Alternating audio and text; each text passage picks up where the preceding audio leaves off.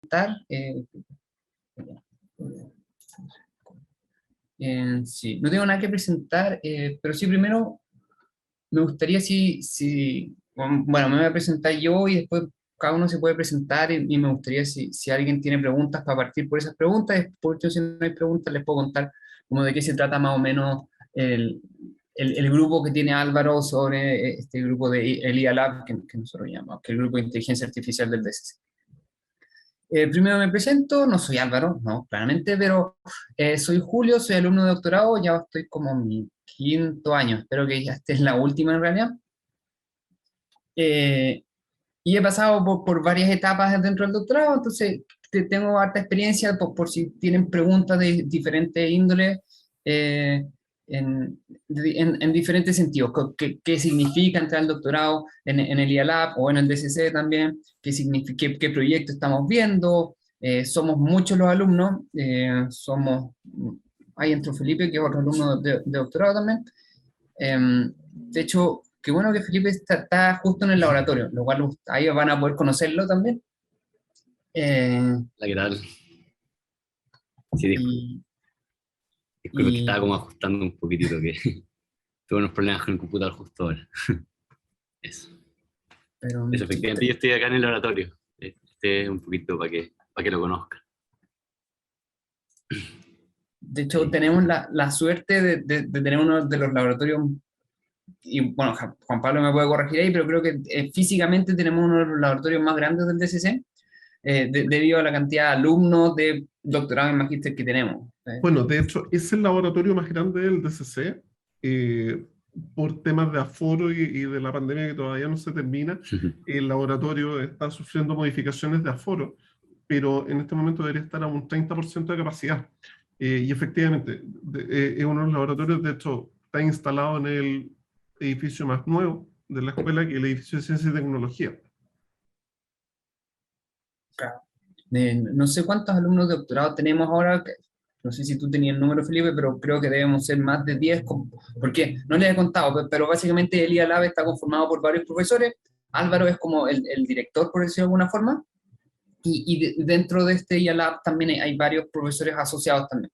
Y probablemente hay algunos como asociados con los laboratorios. Dentro de los profesores que están, está Hans, que es profesor del DCC y de transporte, está Denis Parra, está Jorge Valle, que de repente participa, Karim Pichara, no sé si se me queda alguno afuera. Hay algunos de Santa María que son como anexos, Marcelo Mendoza, por ejemplo. Claro, también, es verdad, es verdad. Claro. Sí. Y también, bueno, y deberían estar por llegar otros más también. No sé qué tan oficial esa información. Sí, uno siempre espera que lleguen más profesores. Eso mismo. Sí. No sé si tenía algo más que agregar, Felipe. No, o sea, que como dije un poquito tarde, pero no sé muy bien.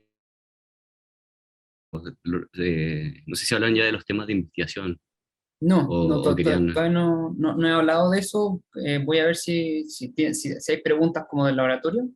Y después, por último, si no hay preguntas y queda tiempo, podemos hablar de distintos temas de investigación que tiene el laboratorio y más específico le podemos contar qué estamos haciendo nosotros también.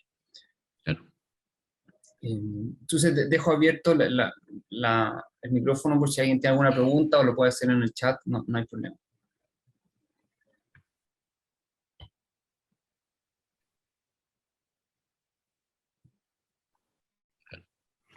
Sí, algo quizás también como para complementar es que dentro del laboratorio como que, bueno, si bien el tema principal son las técnicas de inteligencia artificial, es como lo que nos une a todos, dentro del mismo laboratorio hay varias como líneas que son como relacionadas, en el fondo de dónde vamos a aplicar estas técnicas. Por ejemplo, entonces está, por ejemplo, Hans, que él investiga en temas, como él es el profesor del Departamento de Computación y de Transporte, también investiga en temas de urbanismo, entonces usa, por ejemplo, bueno, ahí les quizás contar un poco más, pero son temas de humanismo, está Karim, que él investiga, por ejemplo, también temas de astronomía. Entonces no solo, hay otras cosas que son bien aplicadas, aparte del core que es la inteligencia artificial, al final, que es como lo que nos une. No sé si les contaste un poco también de las reuniones, que también podría ser. No, no les conté re poco. Claro. También, por ejemplo, la idea de un poco del laboratorio es que no ser simplemente como que es lo que pasa mucho en los doctorados, el magíster, que al final uno termina trabajando súper solo de repente como sistema de investigación. El laboratorio como que nos ha servido un poco como para juntarnos a todos, como tenemos una reunión, por ejemplo, semanal, como todos los jueves. La idea es juntarnos a almorzar, que estuvo un poco como que se mantuvo durante la pandemia, aunque ahora estamos como retomando la presencialidad, y bueno, y dentro de eso también tenemos como hartos subgrupos de como investigación, en el fondo, para que podamos compartir y todos estemos un poco al tanto de lo que está haciendo la otra persona, de poder ayudarnos, que aparezcan colaboraciones, y aprender de las otras cosas. O sea, eh, desde el más chico del grupo, de repente, uno le puede sacar como tips. De hecho, la semana pasada el más chico del grupo, que se está yendo a Estados Unidos ahora, nos mostró, por ejemplo, todas las tecnologías que él usaba para su investigación. Entonces, ahí todos aprendimos un poquito, bastante. En el fondo. Eso. Eh, eso. No sé si hay alguna pregunta. Entonces, podríamos contarle de repente un poco lo de los temas de investigación. Si te tinca. Bueno, parte tú si quieres. Bueno, o sea, como, por lo menos, como les contaba un poquitito, todos los profesores tienen como, mezclan un poco la inteligencia artificial con algunas aplicaciones. Entonces, por ejemplo, está Karim, él investiga su parto en temas de astronomía. Entonces, hay varios astrónomos que trabajan con nosotros acá.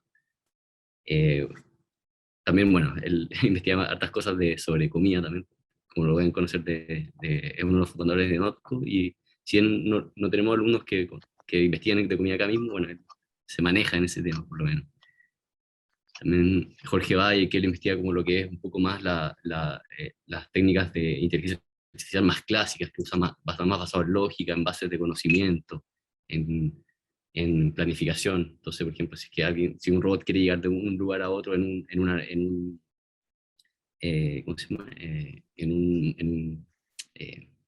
Con un mapa en el fondo, como lo hacen, no sé, pues, en Age of Empires, ese tipo de cosas, o un robot en una tienda, por ejemplo, él ve ese tipo de cosas.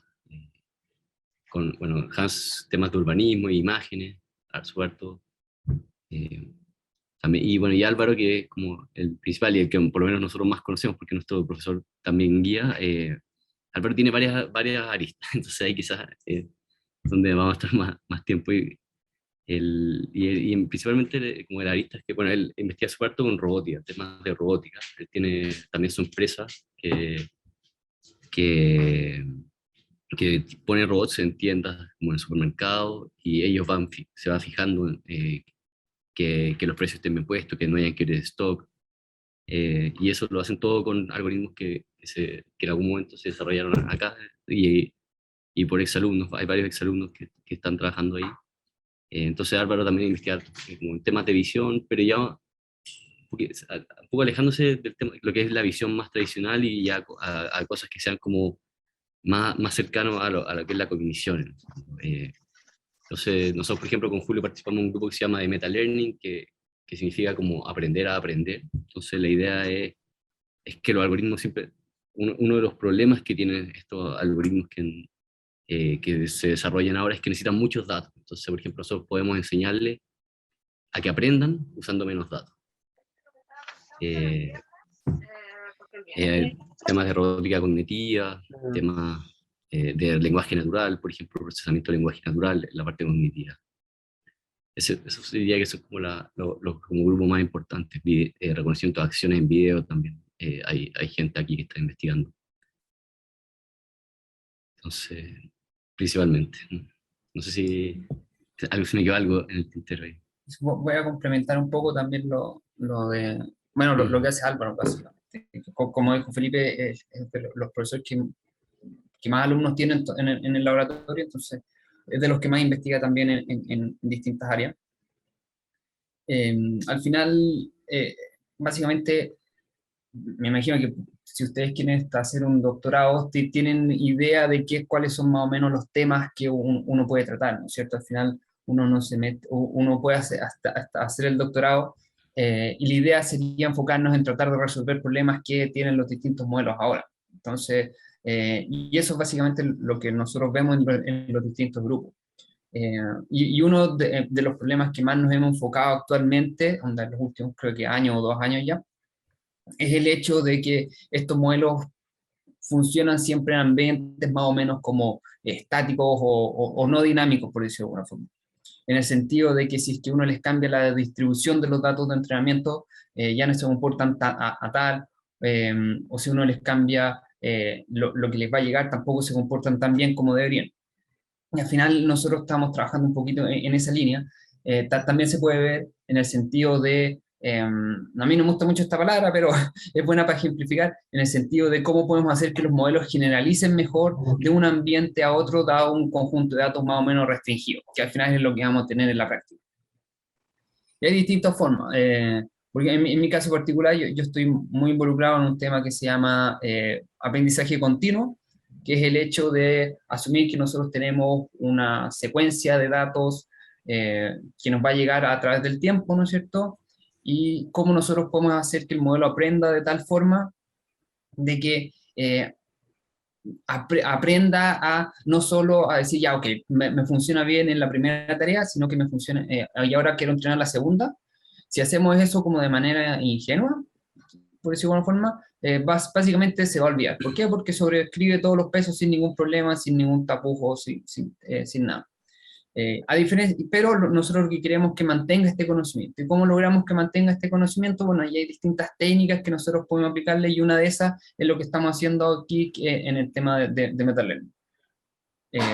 Y quizás como para redondearlo, en el sentido de como investigaciones más prácticas, no sé si la página está actualizada, creo que no. Nosotros tenemos una página que es ialab.pub.cl, creo. No, .ing.pub.cl. eso, me faltó. Lo voy a mandar por el... y en esa página pueden encontrar la mayoría, si es que no todos, los trabajos que hemos presentado en distintas conferencias. Ahora tenemos varios trabajos que están en conferencias como de las más relevantes.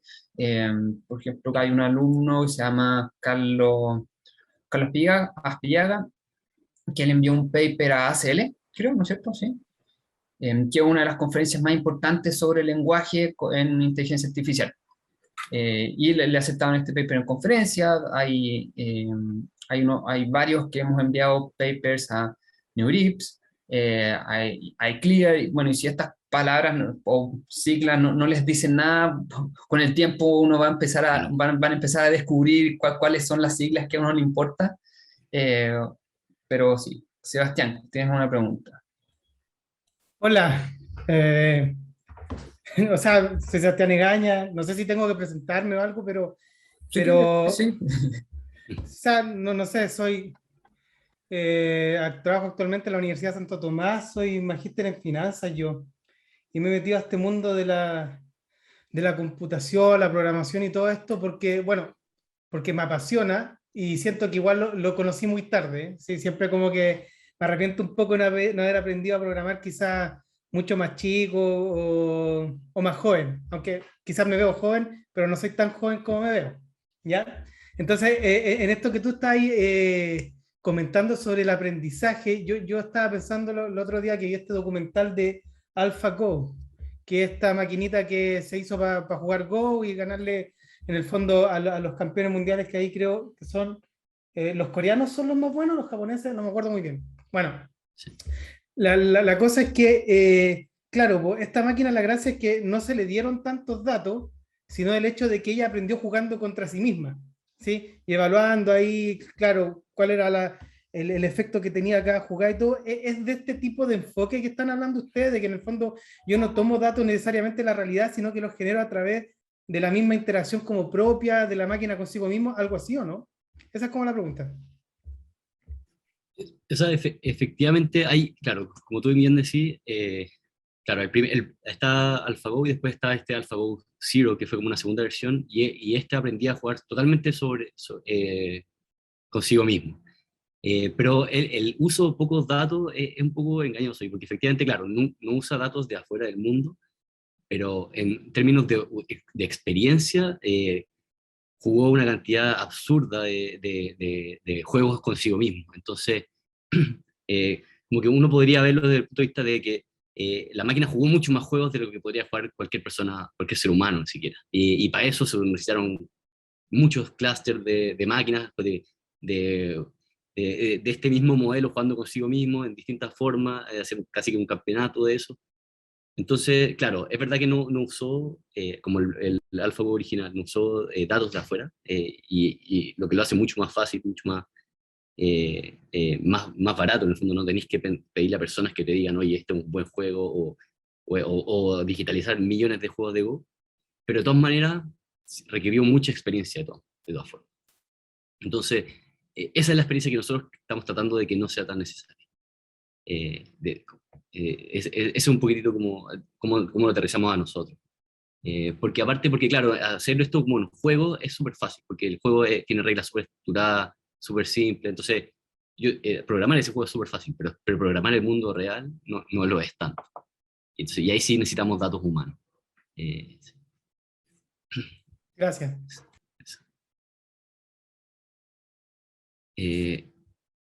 No sé cuál es el nombre de la persona que tiene la mano levantada. Disculpa. Sí. Por si quiere hacer la pregunta. Estamos.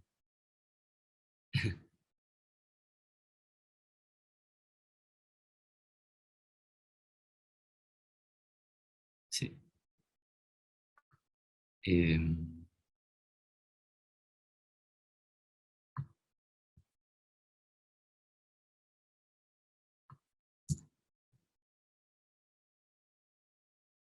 Eso. No sé si alguien más tiene una pregunta, bueno. Bueno, porque yo no estoy escuchando, no sé si... No, sí, yo tampoco estoy escuchando. Escuché al principio, pero no. Sí, yo también. No sé. O Diego, probablemente si quieres. Ya, feliz. Hola, les quería preguntar un poco si pueden contar cómo fue su exploración. Por ejemplo, me imagino que pasaron por licenciatura primero y después por un magíster. ¿Cómo decidieron decir, ok, me voy a doctorado con este tema? ¿Cómo fue su exploración de en qué tema enfocarse? Un poco conectar cómo fue el pregrado con el doctorado, cómo se prepararon para eso. Eh, ¿Vais tú, Julio? ¿O soy? Sí, pues yo primero. Sí, sí. Ya, en mi caso, yo hice el pregrado en la Universidad de Santa María, en Santiago, y desde la Santa María yo hablé con Álvaro porque conocí a un amigo, bla, bla, no sé, ahora mismo, y él estaba haciendo un magíster con Álvaro. Y él me dijo, oye, mira, hay un tema que es inteligencia artificial con Machine Learning, que yo no conocía nada al respecto, obviamente, y él me dijo, mira, ven a una de estas reuniones. Y todas estas reuniones que Felipe les contó que nos reunimos todos los jueves, yo fui a una de esas reuniones y ahí conocí a Álvaro. Y Álvaro después hablamos y ahí yo partí haciendo un magíster. Entonces yo salí de la universidad y partí haciendo el magíster al tiro. No tuve un periodo trabajando que hay gente que lo hace. Y luego de 2 años de magíster, Álvaro me dijo, oye, ¿qué pasa? ¿Y por qué no entras el doctorado? Y yo no le di tanta vuelta. ¿Por qué? Porque mi magíster fue muy enfocado a la investigación. Entonces, yo nunca tuve esa, bueno, sí, en verdad sí tuve la duda, porque en verdad sí trabajé mientras estaba haciendo el magíster y al principio del doctorado, yo trabajé en varias startups. Pero al final, el hecho de cómo fue mi pensamiento cuando yo partí el doctorado fue, ya, ok, ¿qué quiero hacer al respecto? Yo quiero seguir trabajando, realizando distintos modelos o cosas de este estilo en startup o empresas chilenas que hagan como data mining, por decirlo de alguna forma. Y mi respuesta me dije, no, en verdad yo quiero tratar de ir un poco más lejos, quiero tratar de llegar a esta frontera del conocimiento, me interesa saber cómo funcionan bien estos modelos y tratar de dar mi granito de arena en este proceso que nosotros llamamos investigación, ¿no es cierto? Diciendo, oye, yo puedo aportar en algo a la humanidad desde este punto de vista. Y ese fue quizás como más... eh, utópica o mi visión, pero eso fue lo que pensé y por qué me metí al doctorado. Y una vez que me metí al doctorado, yo seguí trabajando con Álvaro y eso fue mucho más fácil, porque al final ahí me dio mucho más libertad y me dio más años básicamente para seguir investigando lo que a mí me gustaba. Y lo bueno es que igual a ti igual termina pagando, o sea, a uno le terminan pagando igual. No, no conozco gente que haga el doctorado y ellos pagan el programa, o hay becas para todos, ¿verdad? Entonces al final esto yo no lo considero como estudiar, yo lo considero como un trabajo, es un trabajo que me gusta y yo espero seguir haciéndolo después. O sea, voy a salir ahora y estoy buscando pega como investigador en distintas partes del mundo. Sí, sí, bueno, mi historia también es como parecida a la de Julio, en el fondo. Eso sí, yo sí alcanzo a trabajar un poquito después. Yo estoy como que emprendiendo y en uno de estos como emprendimientos me tocó bajar, ir a Estados Unidos y fue a una conferencia y ahí se nos estaba hablando mucho el tema de inteligencia artificial. Como que justo en ese momento yo tuve que dejar el emprendimiento, o sea, decidimos cerrarlo. Y me acordaba del ramo de IA que lo tomé en la universidad y me encantó, así que fui a hablar con Álvaro y ahí empecé a hacer como el magíster, que ya era muy parecido a Julio. Y al final del magíster me pasó que yo estuve haciendo como una consultoría por una empresa y empecé a trabajar ahí. Y las cosas que tenía que hacer al final eran cosas como súper simples, que, como que hacía una cosa bien simple como que lo veía, como que ya lo había aprendido un poco antes y como que y les encantaba. Entonces como que veía que como que mi futuro iba a ser como que implementar este tipo de cosas como bastante más, como cosas que no sentía que eran tan desafiantes, lecciones lineales que se usan superar. Entonces, y a mí me interesaba como mantenerme al tanto. Me interesaba saber lo que estaba pasando, como que disfrutaba como aprender o sea, ver un paper y entender lo que estaba, como una nueva técnica, algo que antes no se podía hacer. Entonces ahí decidí irme al doctorado. Y lo mismo en el fondo, yo como ya tenía llevaba, cambiar el magíster por el doctorado y como ya llevaba tiempo investigando con Álvaro, fue bastante fue sencillo porque ya sabía más o menos por dónde me interesaba. Pero de todas maneras el doctorado siempre te da, como son 4 años, te da esa flexibilidad, como te da esos tiempos para primero que nada como tú meterte en el tema, en el fondo empezar a buscar como las distintas cosas que te llaman la atención y, y después empezar a investigar. Entonces eh, como dice Julio, es una pega, ¿sabes? Es como un apprenticeship, más o menos, como que uno está haciendo es un aprendiz de investigador, pero tiene considerado en el fondo que, claro, uno no es investigador de 0 a 100. Tenéis que tenéis que tener un momento de empezar a familiarizarte con el área, con empezar a leer cosas y aprender. Entonces, eso está como considerado en estos tiempos. Lo que siempre recomiendo ahí un poquito es que hacer siempre eso tratando mientras uno hace eso, como igual estar investigando. Y eso como que se da súper bien en un ambiente que haya harta gente. Porque claro, uno se puede meter a los proyectos de otras personas y conocer esas áreas. Es muy bueno lo que dijo Felipe, porque una de las cosas que yo considero muy valioso, especialmente de nuestro laboratorio, que hay tanta gente, es la discusión. O sea, investigar solo uno es fome, es como trabajar solo, también es fome. Pero el proceso de discutir con otras personas, ideas que uno tiene, puntos de vista diferentes que uno tiene, que generan nuevas formas como de investigar y nuevas formas de ver el problema que quizá a uno no se le ocurrió y eso genera una buena sinergia y es por eso que un grupo bueno, un grupo numeroso de cosas que a uno le interesan es tan útil en esta área.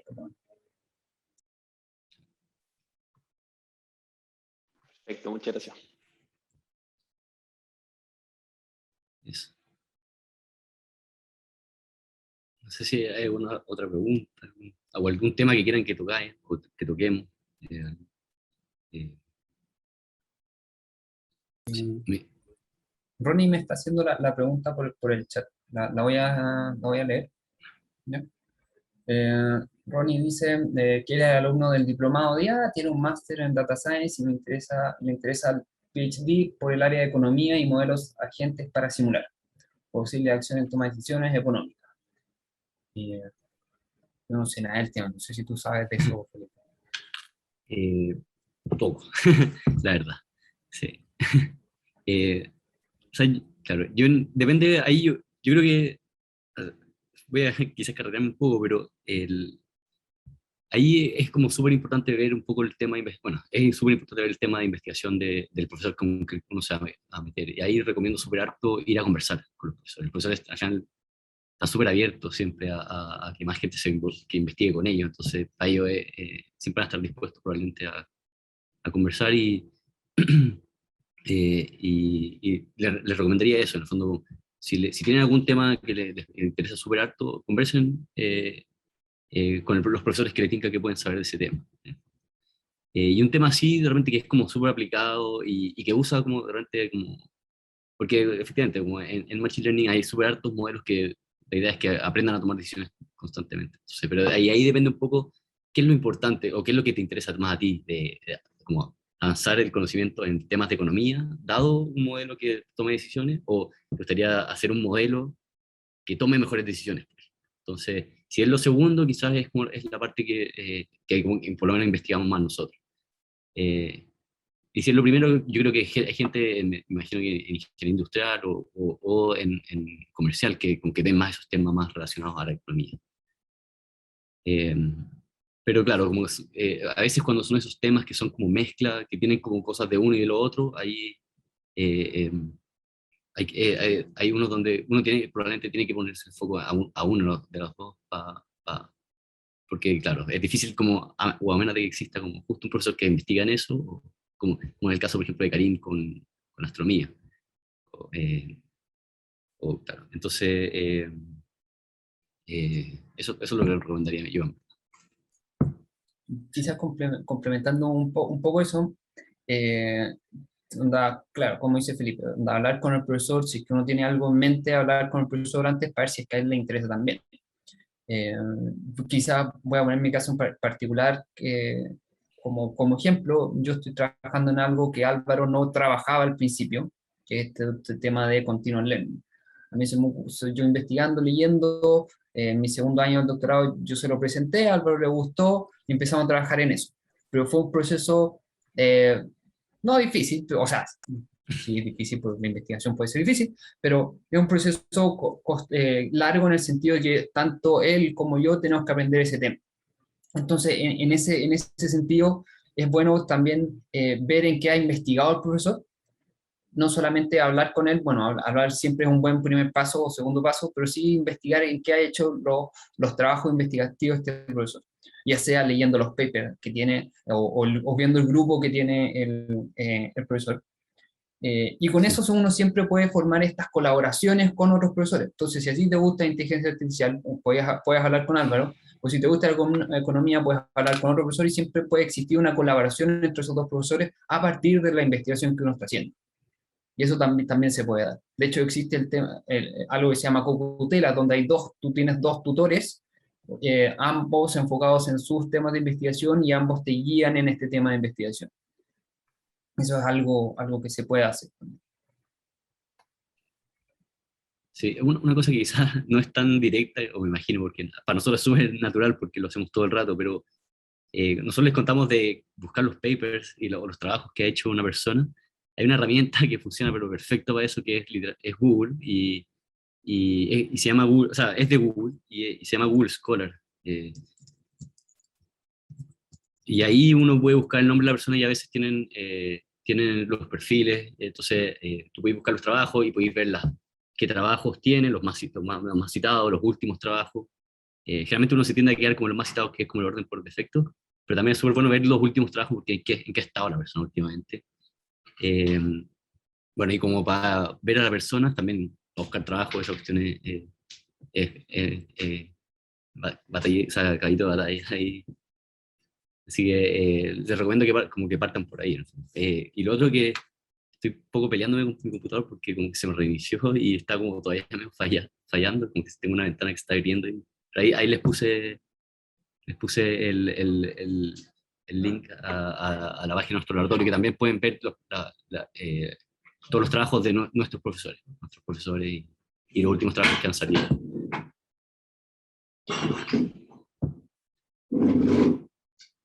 Eso.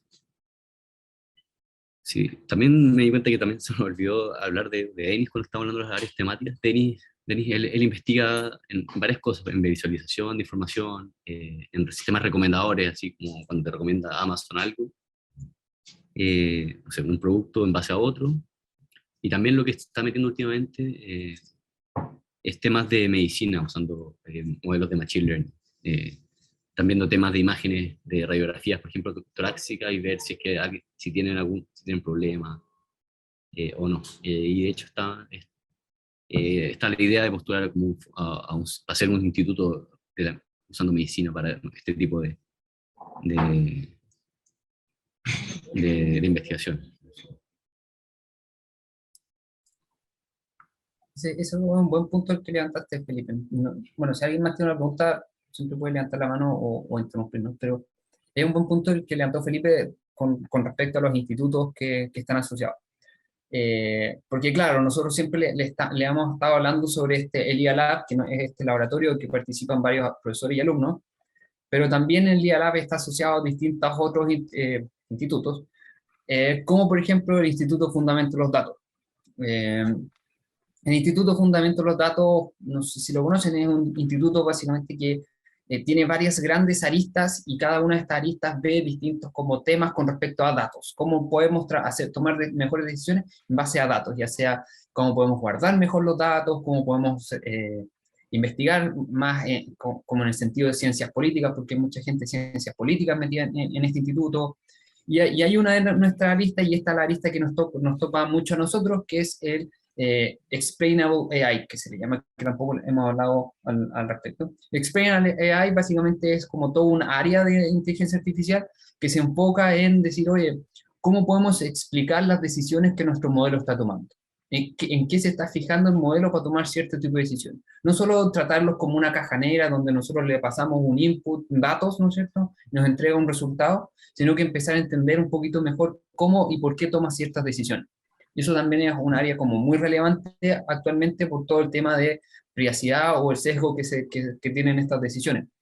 En el sentido de que creo que en Europa está todo un movimiento que es que no se puede tener un modelo y que este modelo tome decisiones como caja negra si no se sabe por qué se está tomando ciertas decisiones para no influir como en este bias que se llama. Tiene una palabra que es negativa que se me olvidó actualmente, pero ¿Sesgo? sesgo, claro.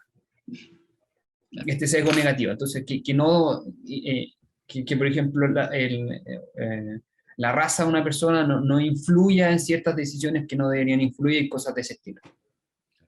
Sí, hay temas que son súper delicados, por ejemplo, bueno, temas, por ejemplo, de medicina, que se ha visto que algunos modelos, por ejemplo, toman decisiones en base no a la imagen, sino, por ejemplo, al tipo de máquina que se usa, porque a veces cuando la persona la reconoce como enferma, le ponen en otra máquina un poco más especializada en algo y que al final termina quedando con ese sesgo.